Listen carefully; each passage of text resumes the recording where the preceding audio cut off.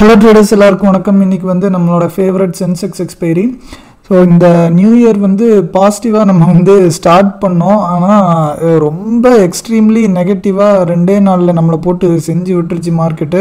ஏன்னா 2ஆம் தேதி டியூஸ்டேவே எனக்கு ரொம்ப ரொம்ப ஹியூஜான லாஸ் வந்து வந்துருச்சுங்க. ஸோ எம்டிஎம் லாஸ் வந்து 2,10,000 வந்து டச் பண்ணிருச்சு. யூஸ்வலி நான் வந்து எப்போவுமே சொல்லியிருக்கேன், மந்த் ஸ்டார்டிங்லேருந்து அப்படியே ப்ராஃபிட்டாக ஆரம்பித்தா தான் நான் வந்து கொஞ்சம் பாசிட்டிவாக இருப்பேன். ஒரு 10,000 15,000 நெகட்டிவாக போயிட்டாலே ரொம்ப நெகட்டிவாகவே திங்க் பண்ணிட்டு என்ன பண்ணுறது அப்படிங்கிற மாதிரிலாம் தாட்ஸ்லாம் எப்பவுமே வரும் அப்படிங்கிற மாதிரி சொல்லியிருக்கேன். ஆனால் 2வது நாள் 2,10,000 பக்கம் லாஸ் வந்தனா எப்படி இருக்கும்னு இமேஜின் பண்ணி பாருங்கள். செம்மையாக எரிச்சல் ஆயிடுச்சு. ஸோ அதில் முக்கியமான காரணம் வந்து அதானி தான். ஸோ அதானியோட தப்பு இல்லை, என்னோட தப்பு தான். ஸோ இது வந்து இப்போ எதுக்கு இந்த வீடியோ வந்து போடுறேன்னா, நம்ம வந்து பர்சனலாக இருக்கிற எமோஷன் அந்த சைக்காலஜினாலையும் ட்ரேடிங்லலாம் ரொம்ப டெசிஷன்ஸ் வந்து தப்பாக எடுக்கிறதுக்கு வந்து நிறைய சான்சஸ் வந்து இருக்குது. ஸோ அது வந்து நான் வந்து அனுபவிச்சிருக்கேன். ஸோ அதனாலையும் நான் முன்னாடியும் தப்பு பண்ணியிருக்கேன். ஸோ இந்த டைமும் தப்பு வந்து அதனால தான் பண்ணேன். ஸோ அந்த மாதிரி தப்பெல்லாம் நம்மளாம் தவிர்க்கணும் அப்படிங்கிறதுக்கு தாங்க இந்த இது வந்து சொல்கிறேன். இந்த இடத்துல 1ஆம் தேதி ஒரு ஃபியூச்சர்ஸ் ட்ரேடு தாங்க எடுத்திருந்தேன் இந்த பிரேக் அவுட்டில். ஸோ ஆனால் அதுக்கப்புறம் 2வது நாளே பயங்கரமாக விழுறதை பார்த்துட்டு, ஒரு நாள் விழுறதை பார்த்துட்டுலாம் நம்ம வந்து அட்ஜஸ்ட்மெண்ட்ஸ் வந்து ஸ்டார்ட் பண்ணக்கூடாது. ஆனால் இந்த டைம் நான் வந்து தேவையில்லாமல் தப்பு பண்ணிட்டேன் சில பல ரீசன்ஸ்னால. ஸோ ரொம்ப பயங்கரமாக எக்ஸ்ட்ரா கால்ஸ்லாம் செல் பண்ணிட்டேன். அதாவது நான் ஃபியூச்சர்ஸ் ட்ரேட் வந்து எடுத்திருக்கேன் மேலே போகணுன்னு. ஸோ எனக்கு வந்து கீழே இறங்கினேன்னா நான் வந்து ஆப்போசிட் சைடில் கால் வந்து செல் பண்ணால் எனக்கு வந்து அந்த லாஸஸ்லாம் லிமிட் ஆகும். செல்லிங்கில் அட்ஜஸ்ட்மெண்ட் வந்து இப்படி தான் பண்ணுவாங்க. ஸோ அப்படி வந்து நம்ம மந்த் ஸ்டார்டிங்லேயே அதுவும் 2வது நாள்லேயே அப்படிலாம் அட்ஜஸ்ட்மெண்ட் வந்து பண்ணவே கூடாது. நான் வந்து ரொம்ப சீக்கிரம் பண்ணிட்டேன். ஒரு லாட் போட்டிருந்தா கூட பரவாயில்ல, 4 லாட் வந்து கால் வந்து செல் பண்ணிட்டேன். 3,100 200 300 400 வந்து பண்ணியிருந்தேன். அட்ஜஸ்ட்மெண்ட்ஸ்லாம் கரெக்டான டைமில் தான் பண்ணுவேன். ஸோ ஆனால் இந்த டைம் வந்து என்ன யோசிச்சுட்டு இருந்தேன்னு தெரில. அன்றைக்கி வந்து சம்மந்தமே இல்லாமல் சும்மா 4 எக்ஸ்ட்ரா கால்ஸ் வந்து செல் பண்ணி வச்சுட்டேன். அன்றைக்கி நிஃப்டி வேற ரொம்ப கொடூரமாக விழுந்துச்சா.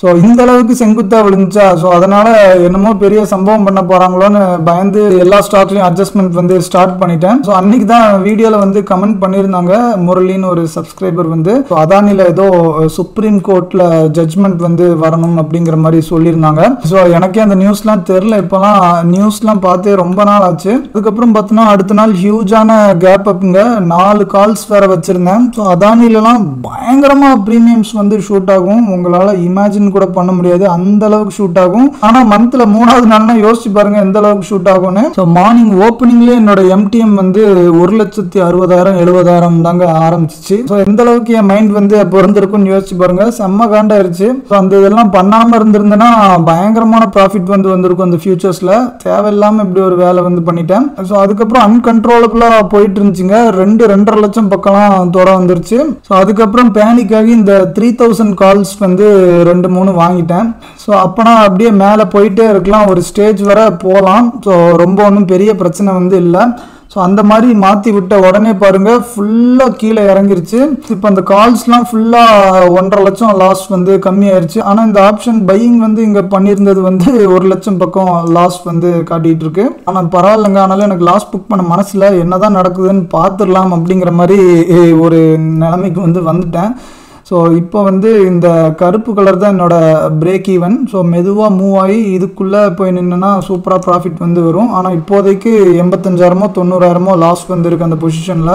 1.5 லட்சம் பக்கம் லாஸ்லேருந்து இப்போ 80,000 90,000 வரை கொண்டு வந்திருக்கேன். ஸோ அதே மாதிரி ஒரு வேலையை அதான் போர்ட்ஸ்லையும் பார்த்து விட்டேன். ஸோ இங்கேயும் அதே மாதிரி தப்பை வந்து ரிப்பீட் பண்ணியிருக்கேன். ஸோ பரவாயில்ல, இங்கே வந்து மேக்ஸிமம் 30,000 பக்கம் லாஸ் வந்து போச்சு. இப்போ 8,000 10,000 பக்கம் ப்ராஃபிட்டில் இருக்குது. அன்றைக்கி பார்த்து பேங்க் நிஃப்டிலையும் ஒரு கேவலமான சம்பவம் வந்து பண்ணேன். பேங்க் நிஃப்டியில் சூப்பராக ஒரு ப்ராஃபிட் வந்து வந்துச்சு. 20,000 25,000 பக்கம் ப்ராஃபிட் வந்துச்சு. ஸோ அதை வந்து என்னோட ரூல் படி நான் அதை புக் பண்ணணும். ஸோ ஆனாலும் இன்னும் ஒரு எக்ஸ்ட்ரா ஒரு 4,000 5,000க்கு ஆசைப்பட்டு வெயிட் பண்ணி அதுக்கப்புறம் ஒரே நிமிஷத்தில் அந்த ப்ளஸ் 20,000 வந்து 50,000 வரை போயிடுச்சுங்க. ஸோ இதெல்லாம் எதுக்கு சொல்கிறேன்னா, இந்த அதானியில் நடந்ததுனால நான் வந்து பேங்க் நிஃப்டியில் ஒரு கேவலமான தப்பான டெசிஷன் வந்து எடுத்தேன். எப்பவும் பண்ணுற மாதிரி பண்ணலை. ஸோ அதே மாதிரி இந்த 2 லாஸும் சேர்ந்து அன்றைக்கி வந்து கடைசியாக அன்றைக்கி எம்டிஎம் வந்து 2,10,000 வந்து மேக்ஸிமம் இருந்துச்சு அன்றைக்கி இஓடியில். இதெல்லாம் பார்த்து காண்டாகி இந்த மந்த் எவ்வளோ லாஸ் ஆனாலும் பரவாயில்ல, ஒரு 3-4 லட்சம் வரை ரிஸ்க் எடுப்போம், என்னதான் நடக்குதுன்னு பார்த்துருவோங்கிற மாதிரி ஒரு மாதிரி வெக்ஸ் ஆகிட்டேன். ஸோ வெக்ஸ் ஆகி நான் வந்து லைஃப்லேயே ஃபஸ்ட் டைம் வந்து நேக்கட் ஃபியூச்சர்ஸ் வந்து எடுத்தேன். இதுக்கு முன்னாடி ஒரே ஒரு டைம் சீமென்ஸில் வந்து எடுத்தேன். அது வந்து உடனே அடுத்த நாளே க்ளோஸ் பண்ணிட்டேன் பயந்து. ஸோ அதுக்கப்புறம் இந்த பயோகான்லேயும் சன் ஃபார்மாலையும் தாங்க இப்போ வந்து நேக்கட் ஃபியூச்சர்ஸ் வந்து எடுத்து வச்சுருக்கேன். ஸோ நான் வந்து ஃபார்மா ஸ்டாக்ஸில் ரொம்ப புல்லிஷாக இருக்கேன். ஸோ அதுக்காண்டி சில ரீசன்ஸ்லாம் இருக்குது. ஸோ ஆனால் இந்த மந்தோட ஃபியூச்சர்ஸ் வந்து எடுக்கலங்க. ஃபெப் மந்தோட ஃபியூச்சர்ஸ் வந்து எடுத்திருக்கேன்.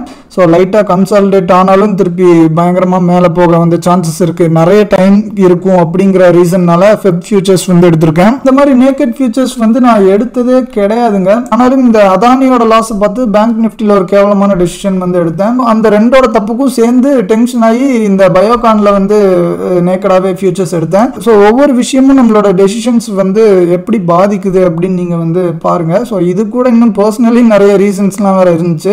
ஸோ அதெல்லாம் பற்றி நம்ம டிஸ்கஸ் பண்ண வேணாம். ஸோ ஆனால் எல்லாம் சேர்ந்து இந்த மாதிரி ஒரு தப்பு வந்து பண்ணது தாங்க எனக்கு வந்து உறுத்தலாக இருந்துச்சு. ஏன்னா இதுவரை நான் நேக்கட் வந்து போவே மாட்டேன். இப்போ வந்து ஏதோ சூப்பரான ப்ராஃபிட்டுக்கு வந்து வந்துருச்சுங்க. ஸோ ஆனால் தப்பி தவறி அது வந்து ஆப்போசிட் சைடில் பெரிய கேப் டவுன்லாம் ஆயிடுச்சுன்னா ஃபியூச்சரில் பயங்கரமான லாஸ் வந்து வரும். இது கூட நானே சோஷியல் மீடியாவில் 1-2 பேர் போடுறத பார்த்து தான் டெம்ட் ஆகி நானும் இப்போலாம் நேக்கட் ஃபியூச்சர்ஸ் வந்து எடுத்தேன்.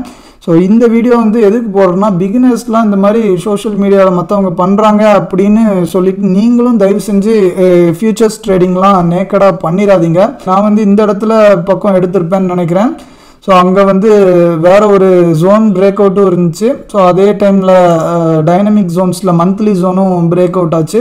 ஸோ இது போக நான் ஃபார்மாலையும் ரொம்ப புல்லிஷாக இருக்கேன், அது சில ரீசன்ஸ்க்காக. அதனாலையும் எல்லாத்தையும் சேர்த்து நான் வந்து இங்கே வந்து எடுத்தேன். ஸோ இன்றைக்கி வந்து 57,000 வரை மேக்ஸிமம் ப்ராஃபிட் வந்து போச்சுங்க. இப்போ வந்து 47,000 பக்கம் தான் இருக்குது. நான் இன்னும் க்ளோஸ் பண்ணலை. நான் மெயினாக இந்த வீடியோ போட்டது வந்து 2 ரீசனுக்காக தான். ஸோ நீங்கள் பிகினர்ஸ் யாருமே இந்த மாதிரிலாம் தப்பி தவறி ட்ரை பண்ணாதீங்க. லட்சக்கணக்கில் கோடிக்கணக்கில் நிறைய பேர் வந்து லாஸ் வந்து பண்ணியிருக்காங்க, லாஸ் பண்ணி நடுத்தரில் வந்து நின்றுருக்காங்க. அதுக்கெல்லாம் முக்கியமான ரீசன் வந்து ஃபியூச்சர்ஸ் அண்ட் ஆப்ஷன்ஸ் தான். அதுலேயும் ஒரு 20-30% தாங்க ஆப்ஷன்ஸோட வேலையாக இருக்கும். ஸோ மிச்சம் 70%, 80% பக்கம் அந்த மாதிரி லாஸஸ்லாம் வர்றது ஃபியூச்சர்ஸ்னால தான். ஸோ ஏன்னா ஃபியூச்சர்ஸ் நிறைய பேர் வந்து கேம்பிளிங் மாதிரி ட்ரை பண்ணி தான் ஹெவியான லாஸஸ்லாம் பண்ணியிருக்காங்க. ஸோ இது வந்து அவ்வளோ ரிஸ்க்குங்க. ஸோ புரிஞ்சுக்கோங்க. ஸோ அதே மாதிரி இந்த மாதிரி எமோஷன்ஸ்னால டெசிஷன்ஸ்லாம் தப்பாக எடுக்கிறதுலாம் நீங்கள் வந்து அவாய்ட் பண்ணணும். நானும் இன்னும் பண்ணிட்டு தான் இருக்கேன். உங்களுக்குலாம் அட்வைஸ் பண்ணுற அளவுக்கு நான் வந்து தகுதி இல்லை தான். ஸோ ஆனாலும் அதெல்லாம் நம்ம முடிஞ்ச அளவுக்கு கண்ட்ரோல் பண்ணிக்கணும் அப்படிங்கிற மாதிரி சொல்கிறேன். எப்படியோ MTM 2,10,000 மைனஸ்லேருந்து இப்போ -5,000 வரை கொண்டு வந்துட்டேன். ஸோ இதுக்கு முக்கியமான ரீசன் வந்து இந்த பயோகான் ஃபியூச்சர்ஸ் தான். ஸோ அதுக்கப்புறம் நேற்று நிஃப்டி எக்ஸ்பீரியில் ஒரு 50K பக்கம் வந்து வந்துச்சு. ஆனால் என்னால் வீடியோ வந்து போட முடியல. இன்றைக்கி சென்செக்ஸில் ஒரு 64,000 பக்கம் வந்துச்சுங்க. ஜீரோதா பொசிஷன்ஸில் பார்த்தனா தெரியாதுங்க. ஸோ அதனால தான் சென்சிபிள்குள்ளே வந்து நான் வந்து காட்டுறேன். சென்செக்ஸில் இன்றைக்கி 64K வந்து வந்திருக்கு. அதே மாதிரி எக்ஸ்பைரி ட்ரேடும் பண்ணவே கூடாது, பண்ணாலும் சென்செக்ஸ் மட்டும்தான் பண்ணணும் அப்படிங்கிற மாதிரி இருந்தேன். ஆனால் நேற்று வந்து ரொம்ப டெம்ட் ஆகி நிஃப்டியும் ரொம்ப நாள் கழிச்சு வந்து ட்ரை பண்ணிட்டேன்.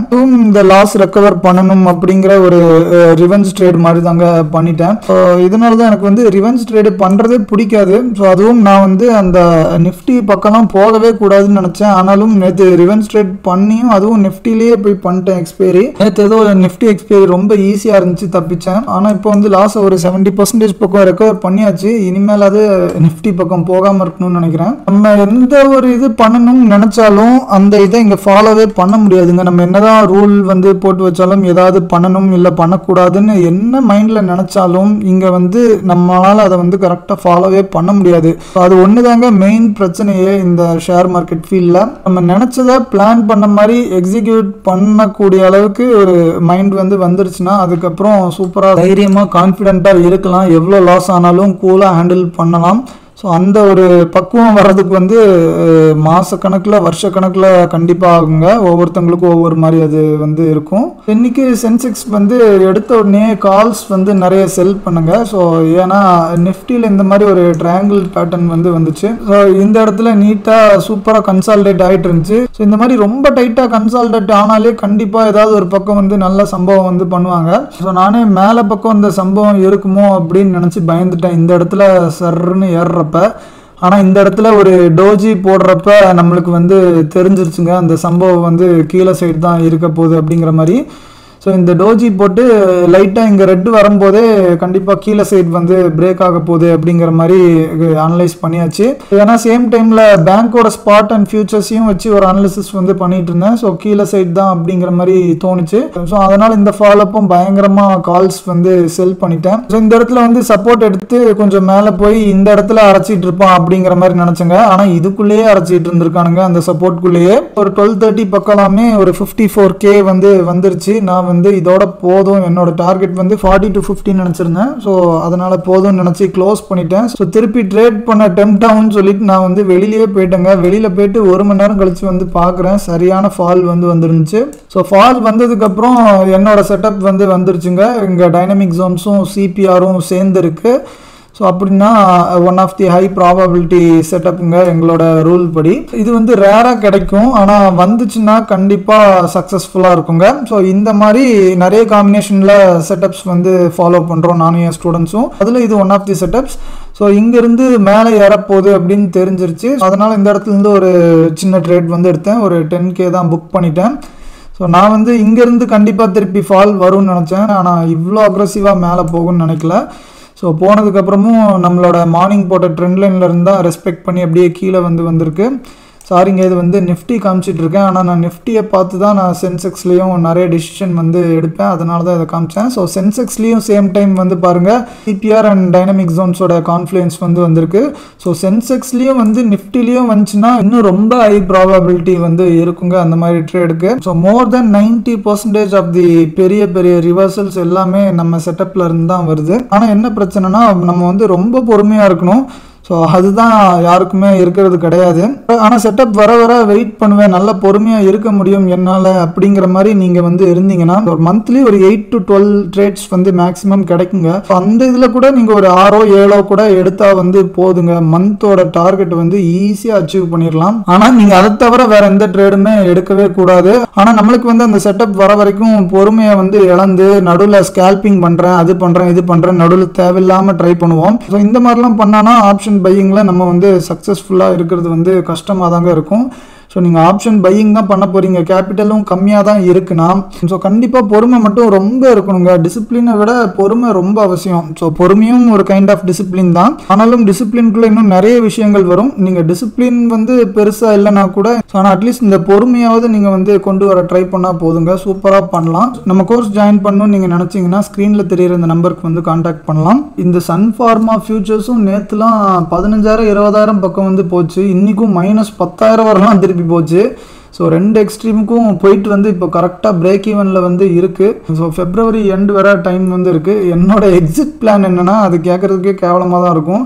இந்த சன்ஃபார்மா அப்புறம் இந்த பயோகான் ரெண்டுமே சேர்ந்து ஒரு 10,000 அந்த ரேஞ்சுக்கு வந்து ப்ராஃபிட் வந்துருச்சுன்னா க்ளோஸ் பண்ணிடலாம் அப்படிங்கிற மாதிரி நினச்சிருக்கேன். ஸோ இப்போ வந்து ரெண்டும் சேர்ந்து 47,000 பக்கம் இருக்குது. ஆனால் இன்னும் எக்ஸ்ட்ரா ஒரு 35,000 பக்கம் போனாலும் பரவாயில்ல. ஸோ அதுதான் என்னோட ஸ்டாப் லாஸ். ரெண்டத்தையுமே சேர்த்து எக்ஸிட் ஆகிடலாம் அப்படிங்கிற மாதிரி நினச்சிருக்கேன். டார்கெட் வந்து இன்னும் டிசைட் பண்ணல. ரெண்டுமே சேர்ந்து ஒரு 80,000 to 1 lakh வந்து தொட்டனா மேபி க்ளோஸ் பண்ணிடுவேன். ஒரு 2 lakh லாஸில் ஆல்மோஸ்ட் 1.5 லட்சத்துக்கு மேலே வந்து ரெக்கவர் வந்து பண்ணியாச்சு. ஆனாலும் இன்னும் ஒரு நெகட்டிவ் ஃபீலிங்காகவே தான் இருக்குது. ஏன்னு தெரில, இன்னும் ஒரு பாசிட்டிவிட்டி வந்து வரல. எப்பவும் போல் ஆஸ் யூஷுவல் மந்த் எண்ட் வந்து ப்ராஃபிட்டில் முடிக்காட்டியும் பரவாயில்ல, எப்படியாவது பிரேக் ஈவன்லேயாவது நம்ம வந்து எஸ்கேப் ஆகிட்டா சந்தோஷம் தான். ஸோ உங்களோட எக்ஸ்பீரி வந்து இன்றைக்கி எப்படி போச்சுன்னு மறக்காமல் கமெண்ட் செக்ஷனில் கமெண்ட் பண்ணுங்கள். இன்னொரு நல்ல வீடியோவில் சந்திக்கலாம். நன்றி.